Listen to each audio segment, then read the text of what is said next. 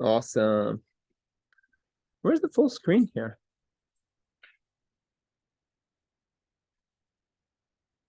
Minimize that. Oh, there it is. Full screen. There we go. Can you see that, Jacqueline? Okay, great. Well, thanks everybody for coming out to our December Lunch and Learn. I'm Michael Walton. I'm the executive director here at Green Spaces. Our mission, as everybody knows, because most of you are on staff, advancing sustainability of living, working, and building in Chattanooga and the surrounding region. We had a really amazing Green Prix in the fall, and we're looking forward to one in the spring. We're currently looking at different potential track locations, excited about some of the potential with some of the tracks. So fingers crossed, we will hopefully have some announcements on that in January. But sponsorship opportunities are always available for that, for an individual race or the whole season. We've got 45 schools at this point and can always use people's help to get that higher.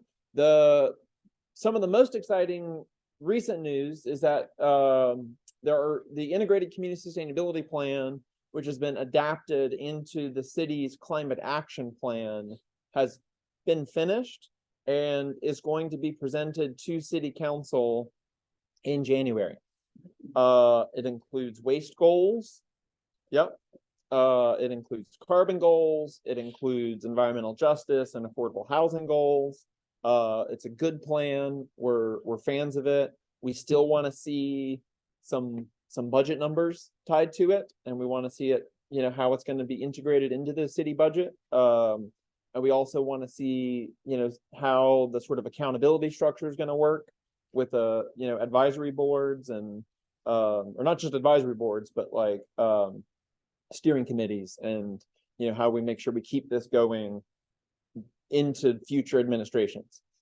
But if you want to get involved in that, is that on here? Oh, we should have put that on here. January 12th at 6 o'clock at the Bethlehem Center, we're going to be reviewing the new climate action plan. We're hopefully going to have somebody from the city there to help present, but we'll do it either way. January 12th. It's a Thursday. And it'll be at the Bethlehem Center in Alton Park. We'll record it. And also, we can chat about it beforehand too. And I'll get you up to speed. In fact, we might have time. We'll probably have time today. If you guys want, after you're done presenting, we can pull it up and talk about the waste goals. But so our Empower program, big news on that front. Our newest employee, Francine, wave your hand. There's Francine. So Francine is our brand new Empower and Empoderate program director. So keep an eye out for her. She's going to be out and about and meeting with our partners and getting more workshops planned to teach people low cost and no cost ways to lower their electric bills and improve their health with home improvements. So Green Leader, if you've not been through this already, is our professional certificate with UTC. Another big set of news for 2023 is that our Greenlight program is merging with our membership program at Green Spaces. So Greenlight will now be part of membership. So every business that's a member of Green Spaces will have full access to the Greenlight program and will be recognized for their advancement in their green business profile, which will be part of a new green business directory that'll be public facing, and you'll be able to see which businesses are composting. You'll be able to see which businesses are meeting their carbon goals. You'll see which businesses have integrated transportation or landscaping goals. So it'll be a really great tool for consumers to use in terms of where they want to shop. Thanks to our founding partners, Compass and Franklin, thanks to our top members, thanks to all of our green level members, all of the work that we do here at Green Spaces is thanks to the support that we get from the community. We couldn't do any of this without you. If you want to become a member, either as an individual or a business, please let us know. And with that, I'm happy to present Michael Ryan with New Terra Composting. How do you pronounce your last name, Jimmy? I always butcher it. Ursioli. Okay, Jimmy Ursioli with Green Steps. You're silly. You could say that. Ursuli? You're silly. You're silly. Oh, I like that. You're silly.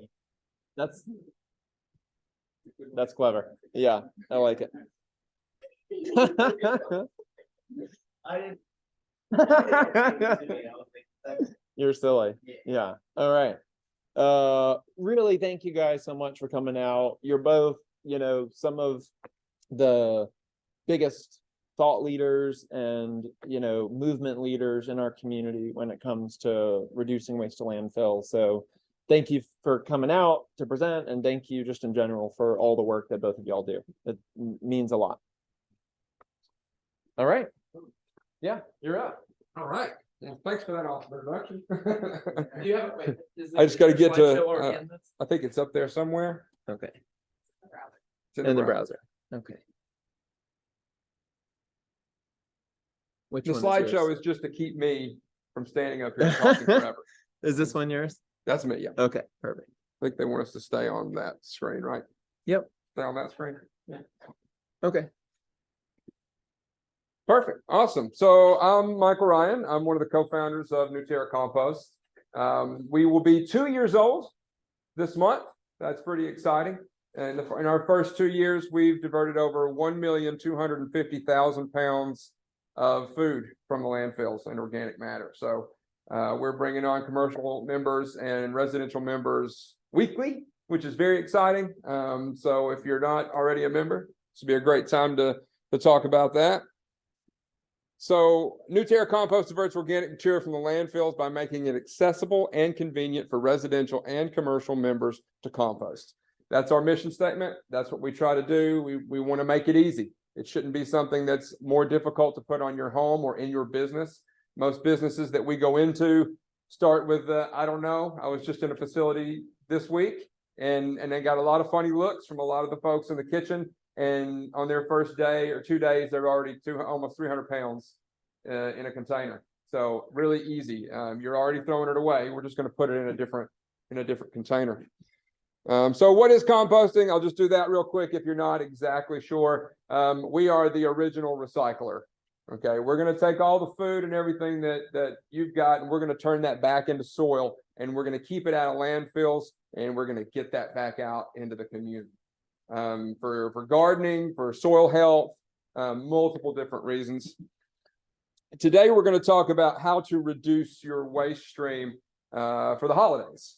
Obviously, it's something we want to do all the time, but during the holidays, we have a lot more waste going through the door. The average is 5 pounds of waste per day per American.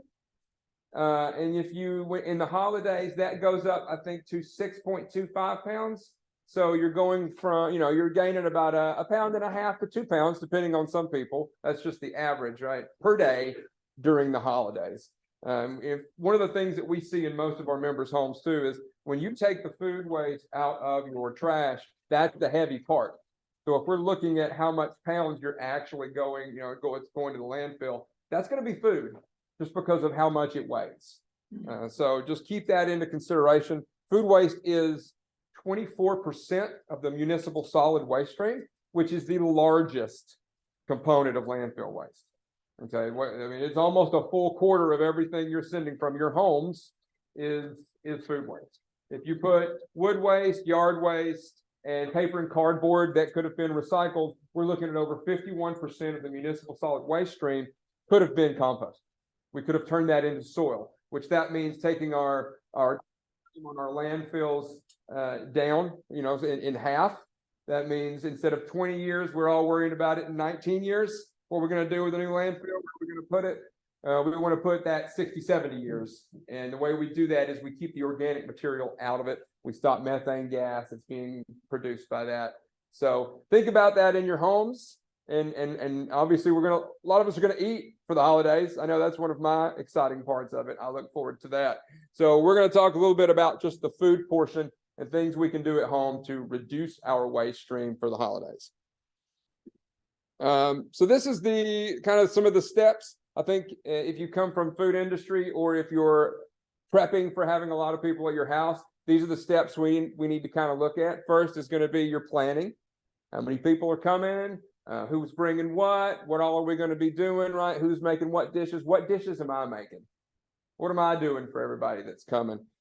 Purchasing, that's knowing exactly what you need for what you're cooking instead of being in the grocery store and then going, I don't know, maybe I'll get one of those. Maybe we'll have this instead or with it, right? You're adding more things while you're there. Try to purchase what you need for the recipes you're cooking and look at the dates on everything you're buying. Make sure you're not getting something that's almost out of date or is out of date that you're just going to get home and then question before you use it. And that's what my wife does a lot. My wife's a food scientist. So she looks at everything, and if it's close, she gets really weird about it. So make sure you're getting stuff, that have good dates on it. Make sure you're checking cans, things of that nature. So you're not walking home and then you get a dented can and you worry about that. So you need to look at your purchasing while you're there. Check your apples, check everything. Make sure you're not coming home with something that you're going to regret purchasing that you're just going to waste as soon as you get home. Then we go into the prep and the cooking. Yes, Mike? While you're on purchasing, let's talk about packaging. Packaging. So obviously bring your own bags to the grocery store. So then you're not using more plastic bags. If you don't have your bags, you can always ask for paper. Most places have the paper for you. That's compostable and recyclable. You can use that for a lot of different things at home. Looking at what packaging comes in, is it recyclable? Is it not recyclable? Does our system take it? I'm sure Jimmy's going to hit a lot more on the recyclability of some of the items that you're going to get from the store. But checking that, there's not a lot of compostable products out there that are already going to be boxed. There are some. So if you're looking for a compostable packaging, you want to look for a BPI or a TUV certified compostable product. That's saying that the company's gone through the certification to make sure that meets the standards all the way through the end of life. So once it becomes soil, it's still good for the environment, as opposed to a company which they do this saying, I meet the requirements for compostability. Who said that? You said that as a company, or you got it certified through someone who also said that? You want to look for those certifications. So when looking at packaging, those are some of the things you want to look for compostability. Obviously, if it's just paper, we can compost it. So the prep and the cooking aspect of it, you want to make sure that you're slicing everything right. You're not messing up and putting everything in. I come from a restaurant background, so when I'm making something, I want to see all the ingredients in the bowl, so I know what ingredients I've added. You didn't accidentally put sugar instead of salt. What happens now? You're going to throw the whole thing out. You got to make sure that all your ingredients that you're going to use are out and they're right, and you're putting how much you should in there, because the last thing you want to do is get all the way finished and then taste it and go, I have to start all over again. That's a whole nother round of waste that you're about to start with prep. So let's try to make sure we get it right on the first way through. Leftovers. Then we can move into our leftovers. And Jimmy and I are both going to touch a little bit on this. And I have some more slides that get a little bit more in depth with some of this. But leftovers is one of those where I always think of my grandmother's chicken and dressing. I love it. I look forward to it every year for the holidays. I don't eat chicken anymore, so my wife's had to make that vegan chicken and dressing. Tastes just like grandmother's, but the recipe that first came out is like full pan. I'm not going to eat a full pan chicken and dressing. It's not going to happen. And for some reason, when you label it vegan, none of my family members want to eat it either. So you've got to put that down to smaller, okay? And that's going in, and we'll talk a little bit more about this, checking your recipes and making them actually fit the size of the people you're going to have. Don't just make the full pan, because grandmother's recipe is a full pan. See what you've got coming and try to be ready for that. And with leftovers, it's not just taking home the rest of your dish. It's taking a little bit of everybody's dish back home. So you're actually eating full plates at home of the whole meal, instead of what am I going to do with a half pan of chicken and dressing, because we all know how long you'll go until you're done with that. Storage, we'll talk about storage a little bit more, and that's making sure you've got the right containers if you're going to keep it, making sure you're freezing it, and things of that nature. And then, of course, disposal is one of the things we need to think about, and that would be composting. If we're just talking about food, if we're talking about other items, it's going to be recycling and reusing and things of that nature.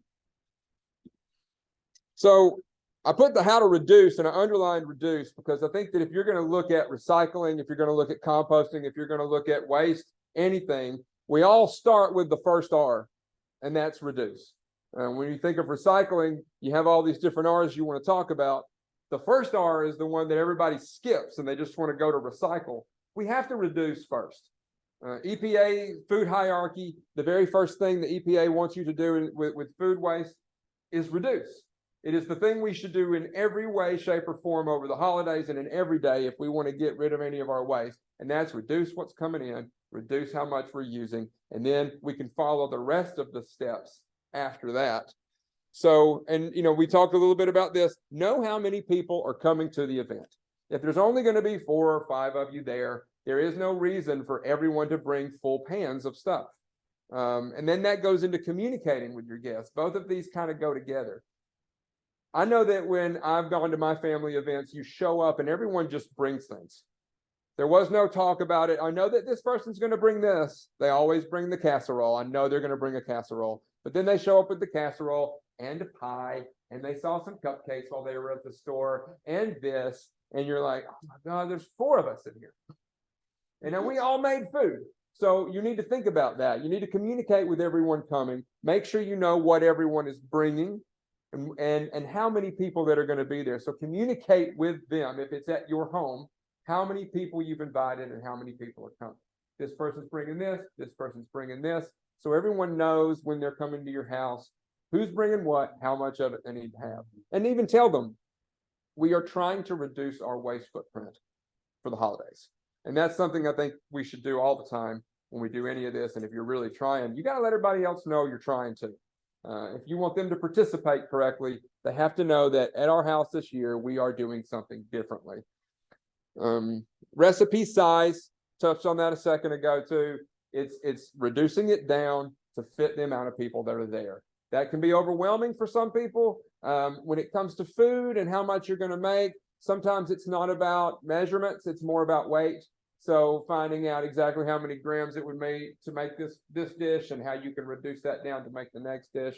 That's some different ways you can do to reduce those recipes. You might have to go to some online calculators, and you might want to cook it one day and eat it before everybody's at your house to make sure that you know what you're doing with it.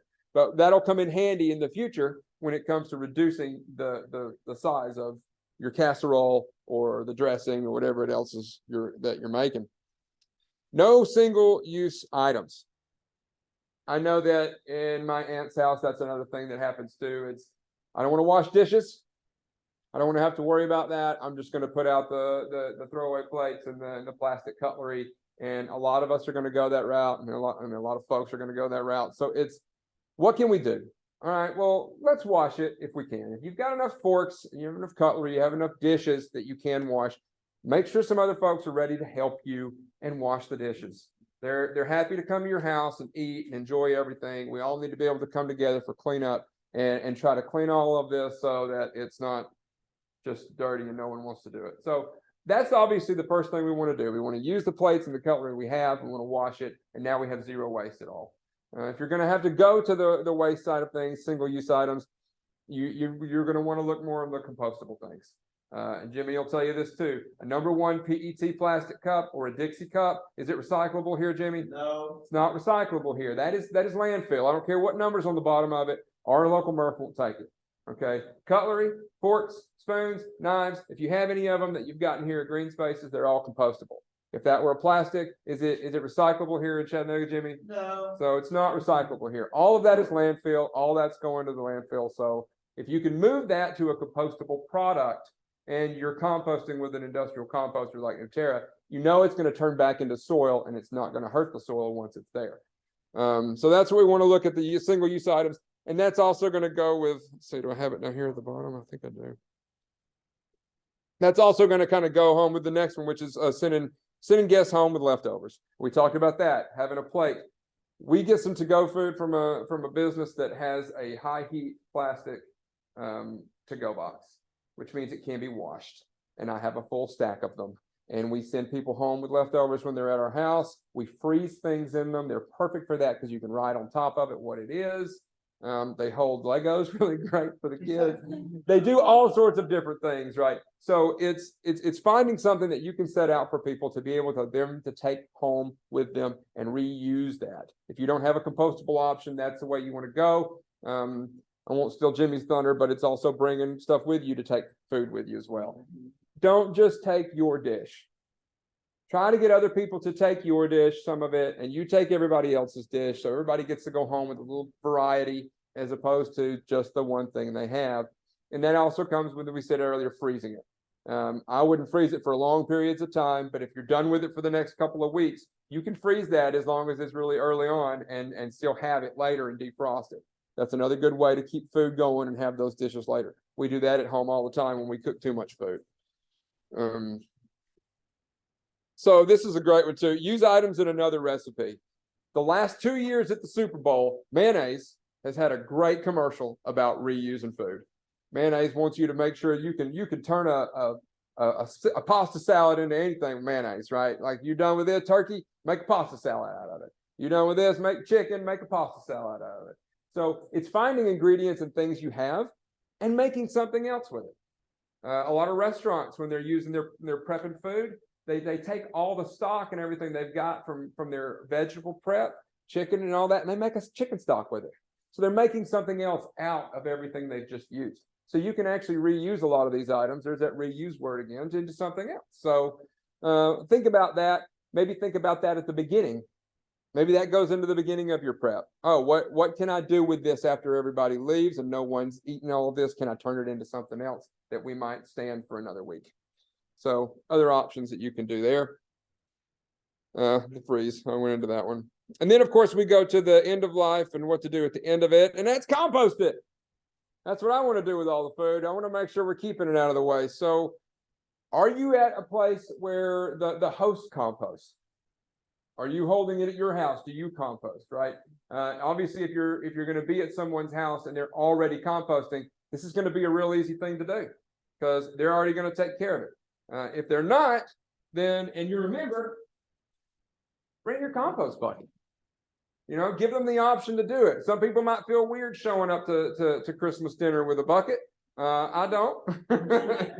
I've gone on trips with my bucket before because I know I'm in places where I'm not going to be able to do. Once you stop throwing food in the garbage, you can't start back. It hurts. So, you know, bring the bucket. One story that I tell everybody, and if you know me, you've heard this story. 10 or so years ago, I went to a music festival and I went to throw my cup away in the garbage, and a person standing there said, "That's compostable. Put it in the compost bin." I co-founded a compost company now. It touched me, like it did something to me. It changed my life, right? So if you bring this somewhere to the young people who might be at the event, you might be doing that for somebody else. You may be putting someone on a journey that they weren't ready for that day, and they saw it and they went, "Wow, that's huge." Especially if you have them take the trash out after it's over with, because there's going to be nothing in it. It's going to be really light.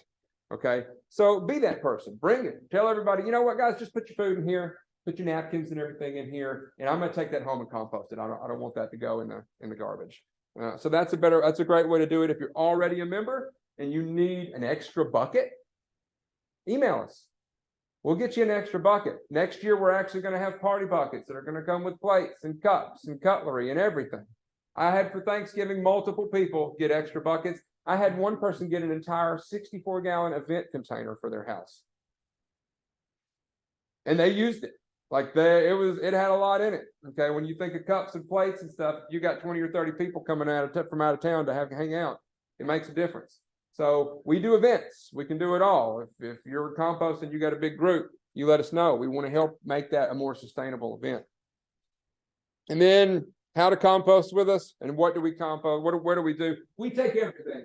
Meat, dairy, compostable products. If you're a composter at home and you go, "Oh, meat, dairy," we don't put that stuff in there. You don't put that stuff in there on a small compost at home. We're bringing in, 3,000 or 4,000 pounds a day. So we can compost everything. That's why some of these compostable products that you see here will not usually break down in a home compost pile because it doesn't get hot enough. We can break all of it down. We can turn every bit of that back into soil. And we work with restaurants, cafeterias, schools, we're in factories and plants, office buildings, everywhere. If there is food, we can be there. And it's a huge part of what's going into the waste stream. So if you know of a spot you want to introduce me to somebody, I'm happy to talk to it. Offices is something new we've been doing. Obviously, we're having a lunch and learn here today. There's going to be a lot of office Christmas parties. A lot of people are going to be getting together. There's going to be a lot of food. So if you know of an office that might want to start the program or at least get an event container, let us know. We'd love to help with that. We do residential, we do homes, apartment buildings, condos. We have 2 different residential programs. We've got the drop off, which is kind of like we have kiosks, 11 of them around town. They're easy, they're convenient, they're 24/7. You're open except for reflection writing because they have the gate. But you can visit these at your convenience. It's like going to the recycle facility. They're locked. All members get a code. You dump all your food in there and you're off to the races. All of our members get finished compost every spring and fall. So if you also compost at home, you know that you work really hard, you put a lot of stuff out there, you don't get a lot of return on that. We're going to make sure you do because we're taking a lot in and you get finished compost for your membership.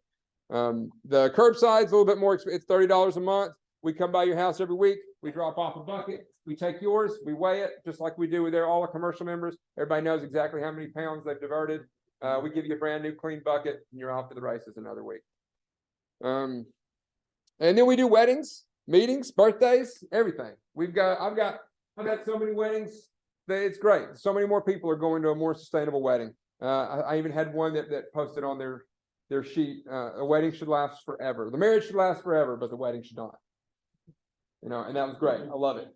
So we can help make that happen if that's the way anybody wants to go. And that's all I've got for everybody today. That's I hope if anybody have any questions, real quick, just about we're gonna do them at the end. Okay. All right. Hold your questions. We're gonna do those at the end. So I'm sure I could fill some more time. Okay, yeah. We do. Right. No, so you get 10 gallons. So 2 5-gallon buckets every spring and fall. And then all of our members can buy more if they want it. And you get a discounted price on a membership if you are a member. We do it by the truckload as well. We're actually just getting to the point to where we have enough in 2 years, even though we're bringing in so many thousands of pounds, it reduces so much once it's there, and compost gets used back on the system after it's finished. So we have to use what's called a biofilter layer. So if you're composting at home, you want to have something on top of it to keep animals and everything out of it. And we use compost back on top to keep the smell. We do an aerated static pile, so we're blowing air up. We don't have to move it. So for me, it's worth it because you gotta do compost. Oh yeah, we do. It's like, the things you were having to keep out of there, you just put it all in there, and we do all that for you. So,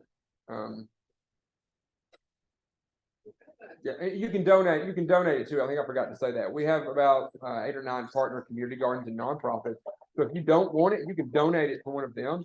So there are people that just do it because they don't want it to go in landfill, or they made an apartment. They really don't need the soil. So we make sure all that goes back, and it's going to grow food for people here locally, or it's going to teach kids how to grow food.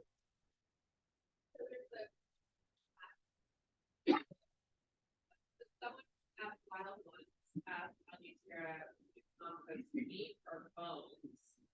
And how do you keep out animals? Well, okay, so that's great. Yeah, so good question. Like, how can we take meat and bones, and how do we keep animals out? Well, we take it because we're bringing in so much. It's all about how much you have and what you can do with it. We will hit 140, 150 degrees in 3 or 4 days of it being out there.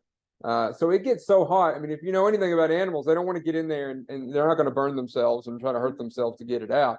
And the way we keep animals out of it is the biofilter layer that goes on top of it. We put about a foot or so on top, and that keeps anything out. If something gets in there, it doesn't get in far, we clean that back up and put it back together. I mean, it's not a problem, but we don't have an issue with that out there just because we're doing it at such a huge scale. So, and we can probably do more questions later. We'll let Jimmy get going. Cool. That was Great.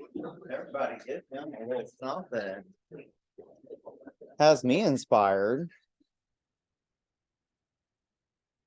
All right, hello everyone. I'm Jimmy Urcioli. Thanks for having me today. I'm the director of Green Steps, not to be confused with Green Spaces. Raise your hand if you're familiar with Green Steps. Nice, a lot of you. So initially on this slide, I had it framed keeping Tennessee litter free since 2017, but really that's not the true because there's plenty of litter in Tennessee. We're just trying to make Tennessee litter free and really the whole world. So our mission is to eradicate litter and reduce waste by means of community cleanups, education events like we're at today, as well as some of our green infrastructure, which includes litter stations with certified compostable bags where you can pick up trash while you're out and about walking. So today I'm here to talk about how to not have trashy holidays. You know, when I originally agreed to do this talk, I was like, hey, any chance did y'all hit up Sadie and Zach McElrath of Zero Waste Chattanooga? Because they're certainly more qualified to talk about this than me. They're like the zero waste champions. They definitely recommend checking them out. They're producing like no amount of garbage in a year. Like I don't even remember exactly how much, but I could probably like maybe this much trash in a year. And I'm definitely not that far along. But all that said, I'm still here making little changes incrementally throughout my days, throughout my life. And I want to share a little bit about some things that I've done. All right. So, you know, we've talked a bit about events already and ways that we can make our events more sustainable. We've talked about plates, cutlery, and takeout. Something that I wanted to add to that is, you know, maybe you've ended up over the years with some plastic cutlery. I know I have. Just it's inevitable, even if you're trying your best to stay away from those items. And I have a little rubber band that keeps all my forks and, you know, various etc. Cutlery, and I wash them. So, I mean, those plastic items can really go a long way. I've had some of these plastic forks for years. I had somebody criticize me at one of my parties. They were like, oh, you got plastic forks, Jimmy, Mr. Zero Waste. It's like, I've had these for 10 years. So, you know, that is the reuse principle. Now, when I have a party, I'm a little different. I'm like, hey, y'all, you should bring your own to-go container and you should also eat out of it while you're at my house. So that way dishes aren't even an issue. You can eat out of your own little takeout container and then you can fill it up with all the stuff and go home and I don't even have to think about it. And so I encourage people to bring their own stuff as much as possible. Now, of course, that's not always going to be an option everywhere you go, but if you're in charge, that's something that you can implement. And people really like it because they've already got a container. They know they can take it home. And, you know, I always have some items out for those that might have forgotten. And we all end up with those to-go containers from restaurants. Send people home with that stuff. Keep those items because guess what? They're not recyclable. And I'll get into that a little bit more. Decor. Now, I must say, y'all, I'm not super into the holidays. It's just not really, I don't celebrate Christmas really. My family doesn't. So we don't do all the decor and such. That's just not what my family has ever really done. But that said, I enjoy the essence of it, right? It's fun to get a little bit festive. And so something that we used to do when I was a kid, we would put up a Christmas tree. And instead of getting a chopped tree or a plastic tree, we would get a tree with the root ball intact. And every Christmas, it was so cute. After Christmas, my dad would go out there and dig a big hole and put that Christmas tree in the yard. And my mom still lives in the same house I grew up in. And when I go home, the one from the year I was born, 1991, it is twice the height of the house. Like it is a beautiful tree. And they're all dotted all throughout the yard. And they make great evergreens in your yard that create barriers from your neighbors. And they're just so beautiful. And they create memories too. They're an opportunity to connect maybe with your kids. You remember that's the one from the year you were born. And like, I literally feel tears in my eyes right now thinking about it. It's so cute. So that's just like a little thing that I've picked up over the years that you can do.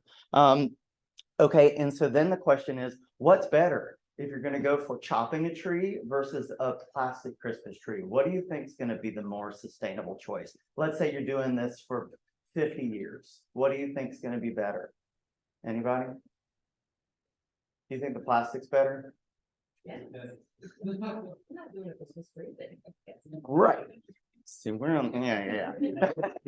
I'm not doing one either, but I still would venture to say that the plastic would be worse inevitably because it's not going to go away. At least the chopped tree is going to break down or have the ability to be burned. But I encourage you to do the root ball version if you can, if you must have a tree. We've already talked a bit about food. Food choices. I think, I looked at a food waste hierarchy recently, and the thing that you should do at the very top of that list is feed people. You know, if you have excess food that is still good for consumption, donate it if you can. Make sure that hungry people right here in the streets of Chattanooga can get fed with that. And then really a layer between composting and human consumption is animal consumption. If you have food that is good enough quality to say go to a farm to feed farmed animals, there are plenty of programs out there that exist to be able to feed pigs, for instance. So something to consider that kind of as an intermediate approach, because so much of our crops go toward feeding animals. Now I'm vegan. I've been mostly vegan for 10 years. And so my food choices are always vegan. Now, the question sort of comes up for me is like, well, is that really more sustainable or not? And I would say overall, yes, if everyone here is shopping, say at a conventional grocery store, generally speaking, your vegan options are going to be more sustainable in terms of land usage that was required to make those crops happen, as well as water, greenhouse gas emissions, etc. But it's also not a perfect system. A lot of our plant-based products come in plastic packaging. A lot of them are certainly not local and were manufactured in a monocrop. So it's not a perfect solution. Really, the best thing that we can do is shop as local as possible when it comes to our food choices. So local is important. If you have not been to the Main Street Market, that is my favorite market. I've been going there for so long. They're set up from 4 to 5:30 p.m. Over on Chestnut, near Chattanooga Brewing Company. 10 out of 10 recommend them for really high quality, certified naturally grown produce. What's that? It's today. It's today. Go today. It's a beautiful day for the market. Poor things out there. I feel for them on the rainy days. And then you've heard plenty about compost. I don't think I need to say anything else, but I will say that I backyard compost, and it is the easiest, as you said the other day when we taught, the low-hanging fruit. It's the easiest thing I do. It's uncomplicated. You know, especially with my materials, I'm eating plant-based. I can put all that stuff in the compost. And so I have a pile that has been there. I've been generating for 4 years now at the residence that I'm at. And it's like this tall, like it's nothing there. It has no odor, no vermin, and I don't really do a whole lot to it. Like I'm really not doing much to that compost pile. So it's super easy to do in your backyard as well. But a lot of people don't have access to a backyard compost, and that's where places like New Terra are critical, and they're critical for businesses, these big events, you know, like I said, we've already talked a lot about this, but I go to these events sometimes where food has been catered, and I just see it all going into the trash, and it just makes me want to cry. I'm like, you know, really, ideally we'd be feeding hungry people, right? But at the very least, we'd be trying to turn it back into soil and not putting it in a landfill where it's never going to decompose. So, and then recycling. Oof, y'all, I have really dug into recycling over the past couple of years and learned some hard truths about it. Like Michael said earlier, these cups, cutlery, plates, they're not recyclable. And that's not just here in Chattanooga. That's pretty much across the land, not recyclable. The items that you're going to be able to recycle at an event, cans, steel cans, aluminum cans, certain paper products, so long as they are not totally soiled with food. And if they are, they can generally be composted. And Plastics 1 and 2, bottles and jugs only. That is the biggest piece. If it doesn't have a neck, it can't be recycled. That means a narrower top than base. And I still have questions about exactly where those items are going anyway. How much of those plastic materials are actually being recycled? And then the process of recycling plastics is polluting in itself. As far as I understand it, the plastics here in Chattanooga go to carpet manufacturing. And if you know anything about carpet manufacturing, it's a highly polluting industry. So really, ideally, we would just say plastics out. Let's cut plastic as much as we can at our events. Transportation. So getting there. I live in the country, so this one's a little bit hard for me. I struggle with transportation. I often find myself getting in the car by myself to go places. But if you have the means to do so, the most sustainable ways of getting around, if you can walk, take a walk. If you've got a bike and it's bikeable and it's not like this outside, go take a bike, take a light rail, like our beautiful light rail in Chattanooga, et cetera, public transportation. And at the very least, if you know you're going to be going to an event where various people that are also going to be going in that same direction, carpool it up. That is a great way to also just make it easier on yourself once you get to the destination. You only have to find one parking spot. My last point, how to help without being a jerk. I really put that up there for me. I'm like, okay, how can you do it? If you're planning an event, you have a lot of autonomy. You can make the rules. But if you're not planning an event, you don't always have control over what the others are going to do. You just don't. And so you can give little suggestions here and there. And I love the idea of rolling up to a party with a compost bucket, like, let's go. I don't think that's being a jerk. But try not to be critical, because everyone is at a different place with their waste journey. We're all at different places. So I just encourage you to be compassionate and kind. And first and most, lead by example. Show people, have your own event where you can show people what's possible. All right, gifts. I love gifts for birthdays. I don't really do Christmas gifts. I think it's too much. It overwhelms me. But what I encourage for gifts are experiences versus stuff. There's so much stuff. I mean, do you ever just sit and think about every house in the world and every storage unit in the world and all the trash in the ocean and just like the amount of stuff that we've created? It's wild to me. I would much rather somebody gift me a certificate to go whitewater rafting or to go get a facial or a massage. I think that sounds way cooler than just an item that I might not even really like that much. Normalize secondhand gifts.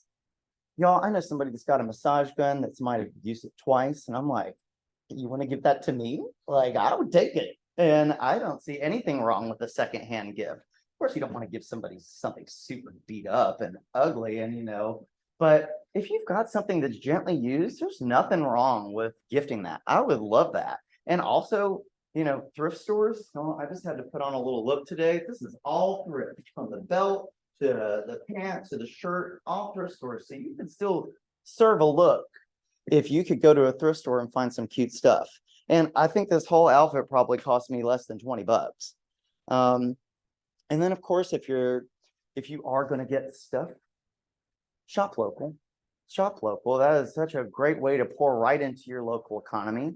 And I love a gift card to a restaurant, and a lot of restaurants have switched to utilizing a digital version of that, where it can just get sent to your email. That way, there's no waste associated at all. And then wrapping. I mean, that wrapping paper stresses me out so much. It just absolutely stresses me out. It's like you see these people like putting all the work in to make it look perfect, and you bought these rolls from the store with the plastic ribbon on top, all to just watch somebody just shred it and then throw it in the trash and just see so many trash cans filled with it. I would much rather be given a gift that was wrapped in newspaper with no tape, or even like, I'm not a big gift wrapper because I'm not very creative in that way. It never looks good. Sometimes it's just here you go. I save all of my gift bags that people have given to me over the years and all the tissue paper. I have a little space in my home for that. That's ready to go. I had a friend the other day, I gave her a gift for her birthday, and she was like, do you want the bag back? I was like, yeah. Actually, I wasn't gonna ask for it, but love that you're thinking about that too. Travel. Y'all, this is the one that messes me up probably the most. Like I said, I live in the country. I'm in my car a lot. I don't have the kind of income to get a super nice, fancy hybrid or electric car. So I'm using a gas vehicle. I hate it. I wish that I weren't, but it's my reality and it's a lot of people's reality. So again, like I said, use public transport when possible. That's the best thing that we can do. But I'm going to Florida for the holiday. I'm going by myself. I've got my dog. Sure, I'd love to take a bus, but I'm not going to get on a bus with my dog. That's just how it's going to go. So when I do inevitably get in my car to go there, I'm going to do some things in preparation for my trip to make sure I'm doing the best I can with the resources I have. I put together like a little low waste kit when I travel, and really just anywhere, anytime. I always keep reusable shopping bags on hand. I always keep some to-go containers on hand. So let's say you end up at a restaurant and you didn't finish your meal. You've got your own container to fill up and you've got snacks for later. Inevitably, you might end up in a situation where you need to get something takeout, but you could at minimum refuse the cutlery if you brought your own. I always keep cloth napkins in my car. All these just little things, reusable water bottles. Here's something that I have hacked in the past few years. You might fill up your own water bottle when you're on the road, a long trip, and you're going to guzzle that down pretty quick. And then you're like, well, I don't really want to fill up this water from that nasty gas station. I guess I'm going to get a Dasani bottle. No, if you take a big jug and fill that up ahead of time and keep that in your car, then you just top that right off and fill it up at your next destination. You were saying, Michael, once you've gone to composting and diligent recycling, it can break your heart to have to throw those items in the trash. So what do you do when you're staying at a family member's house, or you're just out and about somewhere where you don't have the means to recycle or compost those items? Sometimes you just have to say, well, that's just it. I can't really do anything about it. It's out of my control. But when I go to family's house, I have a sneaky little bag in my room where I put my recyclable items, and I manage that whenever I leave there. So, you can consider little things that you could do without being intrusive or judgmental when you're traveling and staying with people that might not be on the same page as you. Sustainable activities that you could do. Pick up trash. Wink, wink, nudge, nudge. Was anybody at Maine by 24? Raise your hand if you were. Such a fun day. Such a fun day, but y'all, so much trash. Oh my gosh, I couldn't believe it. That was one of our goals for this year, was to have a lower impact event, and it wasn't lower impact for sure. We did a litter challenge with Green Steps. We did a 2-hour litter challenge that we pushed back an hour because the parade got delayed. Guess how many people came and picked up trash with me? 1. Thank you, Bruce. He came and picked up trash. We did a lap around the block together. I was dressed up in a Captain Planet costume and everything. I had the wig on. I was serving a look out there, and people were like, oh my gosh, can we get a picture? I'm like, if you pick up some trash. And then they didn't want to pick up the trash. I was like, we got prizes. I mean, we had prizes for Main Street businesses, local juice donated, Bluegrass Grill. Like, we had all kinds of cool stuff. And we just still couldn't get people out there to pick up trash. And it kind of broke my heart a little bit because the streets were trashed by 1 o'clock. So I'm not trying to guilt anybody into picking up trash, but maybe that's something that you consider as a fun little holiday activity that you could do this year with family or with friends or just by yourself. Bonus points if you use a bag that already was used one time, like we do. We use hot bags from a brewery and fill them up. They're good and sturdy, and we give them a second use before they get landfilled. That last point goes volunteering, kind of picking up trash, certainly a form of volunteering. There's all sorts of other things that you can do. There are a lot of hungry mouths all over this city, and there are lots of ways that you can get involved with taking care of people. And that is part of sustainability. Part of sustainability is making sure that we're giving back to our community members, not just thinking about everything through an environmental lens. Donating to sustainable causes. So I talked a lot about thrift stores. Maybe you're clearing things out this year and you need to get rid of some clothes that are still in good shape. Thrift stores, clothing closets that give things away for free. Those are great options for you. I used to clean houses for a living, and I remember one house I cleaned, every time I go into that trash can, there were clothes in the trash, and I would dig them out. I would dig them out, wash them, and donate it. It drove me nuts. It's like, y'all, we cannot do that. I think pretty much everyone here is probably on the same page. Oh, like, come on, I was digging things out. I found some cool stuff in that trash can. Donating to food pantries. Y'all, I've got this bag of black-eyed peas that have been in my pantry for too long. And I said, okay, if I don't cook them this New Year's, if like there's a glitch in the matrix and I don't cook them, they're going to a food pantry. So maybe take a little tour of your pantry and refrigerator, see what items that maybe you just know you're not going to eat, that you can give away before they go bad. You could also donate to environmental nonprofits like Green Steps. We're super grassroots. We're super low budget. It's basically just me. And there are a lot of grassroots nonprofits like ours that need a boost. And so consider part of your gift giving this year, donating to a sustainable cause. Main takeaways. We aren't perfect, y'all. Like I have lots of flaws and lots of ways that I contradict myself. But it doesn't stop me from getting up here and talking about what I know and what I can share as resources with you all. So just don't be too hard on yourself. Do what you can when you can. We can't do it all, but we can do little bits here and there. And if we're all as a collective planting those little seeds and doing those little parts, the impact is huge. It really ripples out. Another point, plastic is out. It's out. We gotta do away with plastic, y'all. So be as plastic free as you can in your daily life, and especially this holiday season, and just rethink everything. I mean, Michael, your presentation of like how to plan an event, all the coordinating with people and using multiple ingredients, like that whole chart, like that is a great way to live by. And you can apply that same sort of mechanism to all various components of waste and sustainability. And I think that's all I got, y'all. Again, I'm Jimmy Urcioli. My contact info is up here, jimmy.greenstepschat@gmail.com. Check out our website, greenstepschat.com. Follow us on social media. If you pick up trash, give us a tag. We'll give you a real cool shout out. And I think that's all I've got. Thanks.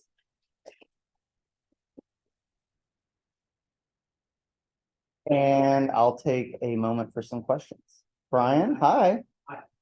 I need some help with my at-home recycling do's and don'ts, right? So I've been. It doesn't make a difference because the city doesn't take a lot of them, but it just goes into the stream that Orange Grove or whoever sorting it, West Rock, and takes their time to do it. So I heard that the number one cups. There are none now. Sure, I'll get a little bit more into the recycling piece. So the city of Chattanooga, as it stands right now, accepts all plastics 1 through 7. And it's all commingled. It goes to the MRF, which is the material recovery facility. And it all gets dumped into a single pile. Even when you go to the drop-off centers and sort it out yourself, most of those items end up in the same pile. But then the sorting process begins. And it's a complex process of both human sorting and lasers and various machinery in the facility that will sort those items. Now, when it comes to plastics, again, it has to have them in.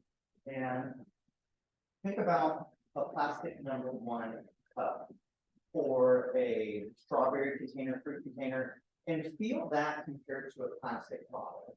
There's a different feeling. Even though they're both plastic number 1s, they were thermoformed differently. Thus, when it is broken down, whenever it actually eventually reaches the recycler, once they've bailed that at the MRF and sold that off, those other items can contaminate a whole batch of enough of them right in there. with an extra component. So, The drain of the, with the lid back. So it's like, well, you're generally not supposed to put anything that are heavy in this anyway, unless it's been really well washed, like look at a little container, they don't want that. Don't look at that in a recycle, just drainage bottle, actually, that qualifies. That qualifies as a recyclable material, because it's in a bottle form. It probably is plastic number 2, but it's a jug technically. what about this print that's on noticing on bottles? It's such a new place to have. It's all that. So, right, and that's, it goes back and forth, there's some pendulum and swing already just in a couple of years that I've been involved in recycling. Basically, when you put the cap on, and that gets bailed up and sent off, the first process that they do once it reaches the plastic recycle, everything gets macerated. It all gets shredded, and then it's in water. So it's like a rinsing component in this water, and then the denser plastics and the lighter density plastic gets separated, and then they can skim off the tops. And then you use the other materials there. For the recording to hear you. Oh, sorry, I'm wandering away. Let me just say this, I think plastic recycling is a sham. That's what I really think. So do what you will with that. I still recycle my plastic items that I know are recyclable, but I don't have that much faith that they're necessarily gonna end up becoming a new product. That's a whole So- nother story. We're hopeful, We're hopeful. right, that this will change. So there's Eastman Chemical is talking about a new recycling process that they've developed that Right, that takes all the 1 hopefully through 7. will be open in 2023. It's not open yet, so don't change what you're doing yet. This may change if that happens and it's successful. Those are some really heavy qualifiers, but there is at least some hope on the horizon, at least in Tennessee, that we'll be able to do more. But even previously, you know, a lot like the plastics that we think about in the ocean, right? So like the big like island of plastics in the ocean. That did not come from people landfilling their plastic. That came from people wish cycling their plastic. It going into a shipping container, the shipping container getting shipped to Asia. And then when it was received in Asia, they say, this is garbage, and they dump it in the ocean. Like Yeah. that's where most of the ocean plastic comes from, is not people throwing things away to landfill. Because that, you know, the likelihood of that, the, you know, non-recyclable bottle getting from Birchwood landfill into the tributary, into the Tennessee River, into the Ohio River, into the Mississippi River, into the Gulf, into the ocean is actually pretty low. Right. You know, it's probably not going to make that journey, but like the microplastics, you know, in the Tennessee River are likely from industrial pollution and litter. You know, that is also probably not coming from plastics in landfill. So that's why, like, this is it's a complicated issue.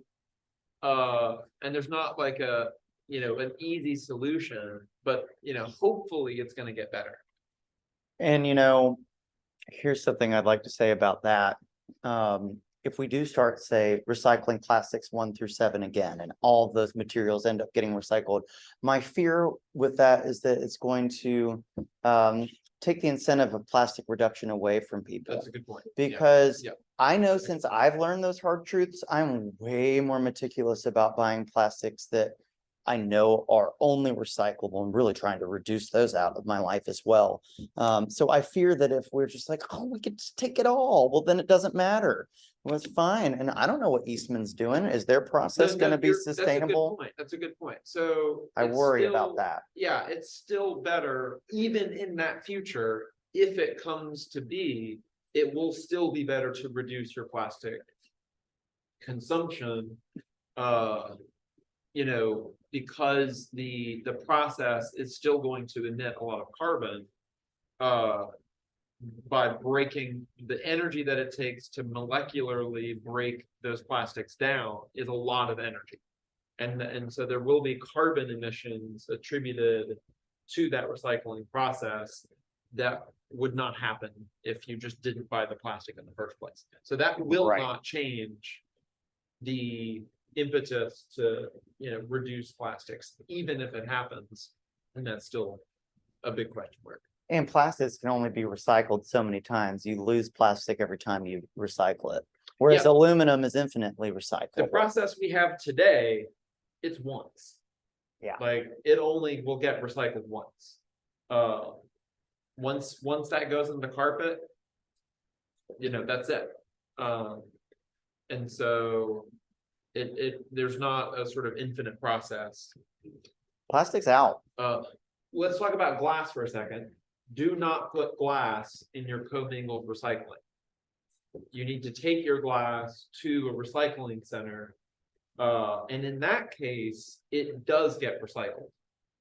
Almost 100% of it. Me too. They Hey. take Yes.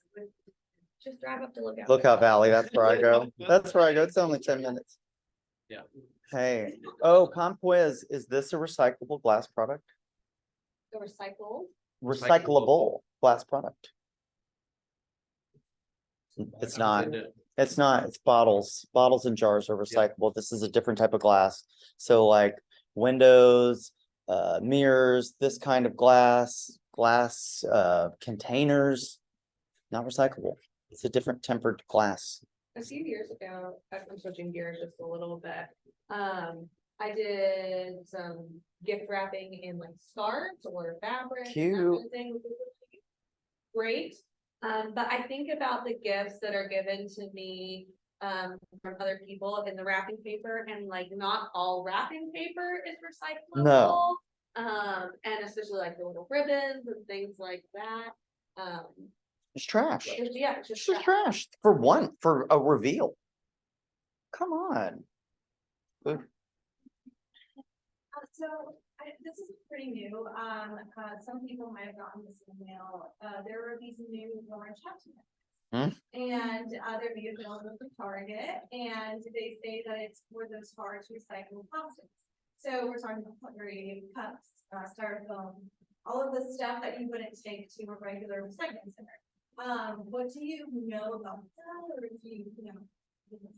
What that is, it's waste to energy is what it is. It's not a mechanism of recycling. Those plastics inevitably get turned into fuel. Yeah. But do you want to live by somewhere that is burning those kind of plastics? I don't. NIMBY, not in my backyard, but we're okay to send it off. I don't like it. And also like we're loading up plastic hefty bags. What a joke. Sorry, Chattanooga, I ain't into it. Chattanooga, a test city for something related? Well, there was a pilot program that was a test in Jefferson Heights neighborhood and it's expanded. And I'm like, okay, and we can do that, but we can't get the signs right. I wouldn't say it's not legitimate. They're doing what they're in saying they're terms- doing. Yeah. It is not going to landfill, but it is going to incineration. So it's up. They were, No. no. That was the test neighborhood that they originally did with the hefty bag program, and now it's expanded. I don't know where they're sending it in terms of incineration. I I just think know it's that Macon, it is- Georgia. It is being incinerated. Maybe not. Don't quote me on that. Yeah, like You it's also- waste to energy. So it's, Think about the carbon emissions of like transporting that from where you're at. And they're- burning it. And burning Like- that. And bagging it in a plastic bag. it's another one of those that's just like Oh. making you feel better that there's a place for it. Yep, Like warm and that's fuzzy. why the triangle is on the bottom of everything. It doesn't mean it is recyclable. It's only what type of plastic it is. Resin But identification having that code. triangle there makes everybody feel better about purchasing. And we just have to know that we don't want to try to feel better about purchasing it. We need to start cutting it out and finding different items to use to not do it. It all goes back to the first article. Yeah. Reduce. world doesn't need 5 people doing zero waste perfectly. We It need needs to. millions. of I know, people it's doing time, zero y'all. Sorry, it's 1:07, but we could, yeah. Is there a link, where someone can access information about and what the city accepts for recycling as far as plastics goes?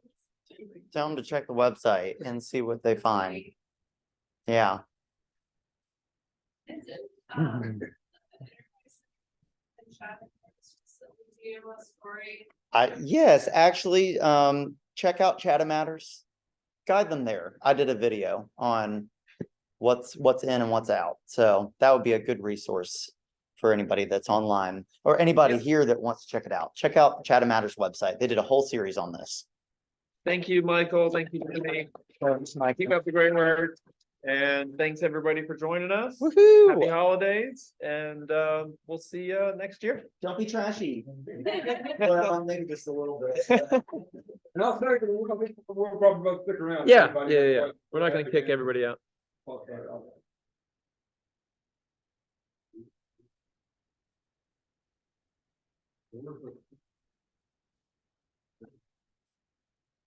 East Ridge, let's see.